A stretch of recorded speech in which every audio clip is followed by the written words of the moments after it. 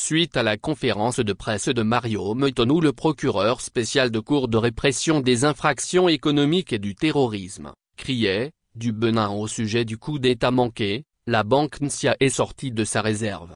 L'institution financière a réagi par le biais d'un communiqué ce jeudi 26 septembre. Elle réfute l'information selon laquelle un compte a été ouvert au nom de M. Djimon Dieudonné Tévoé-Djré, le commandant de la garde républicaine du Bénin. Nous déclarons que le concerné est plutôt titulaire, depuis le 9 juillet 2024, d'un contrat d'assurance NSIA Prestige, souscrit auprès de NSIA Vie Assurance en Côte d'Ivoire. À ce jour, les versements reçus pour ce contrat s'élèvent à 55 millions FCFA, précise l'institution. Un montant qui contredit le montant de 105 millions avancé par les autorités judiciaires béninoises. Pourquoi la banque NSIA est-elle citée dans une affaire de tentative de coup d'État présumé? Mercredi, face à la presse, le procureur spécial de la CRIE, Mario Metonou, a confié qu'un coup d'État était en préparation au Bénin, contre le président Patrice Talon. Ce renversement, à l'en croire, devait être perpétré dans la journée du 27 septembre. Mais les autorités ont pu stopper sa préparation. M. Metonou a confié que c'est dans la nuit du 23 au 24 septembre que l'ancien ministre des Sports, M.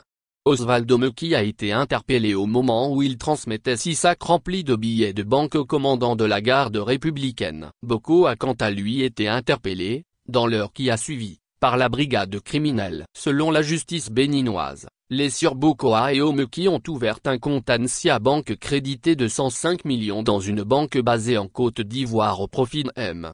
Djimon Dieudonné Tévoé-Djré. Pour achever de vaincre la résistance du commandant de la garde républicaine, ils lui ont promis et remis le 24 septembre 2024 en espèces, une somme d'1,5 milliard de francs CFA, révèle M. Metonou. Cette somme est décomptée en 129 sacs de 10 millions constitués de billets de 10 000 francs et 42 lots de 5 millions constitués de billets de 5 000 francs, poursuit-il. Que sait-on des personnes interpellées? La justice a révélé l'arrestation de 3 personnes. Il s'agit de l'homme d'affaires Olivier Boko, de l'ancien ministre des Sports Osvaldo Meki et du commandant de la garde républicaine, Djimon Dieudonné Tévoé-Djré. Cette déclaration d'officiel intervient au lendemain de la conférence des avocats de M. Meki. Ils dénonçaient par ailleurs l'arrestation de leur client ainsi que la perquisition de son domicile. Selon eux, il a été arrêté à son domicile en compagnie de son ami M. Tévoé-Djré. La fouille effectuée par la brigade criminelle sur place a conduit à la découverte puis à la saisie de liquidités dans un véhicule d'Osvaldo Meki stationné dans le garage.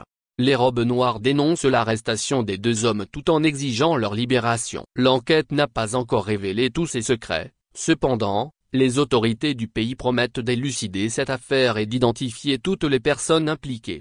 Avec BBC Afrique.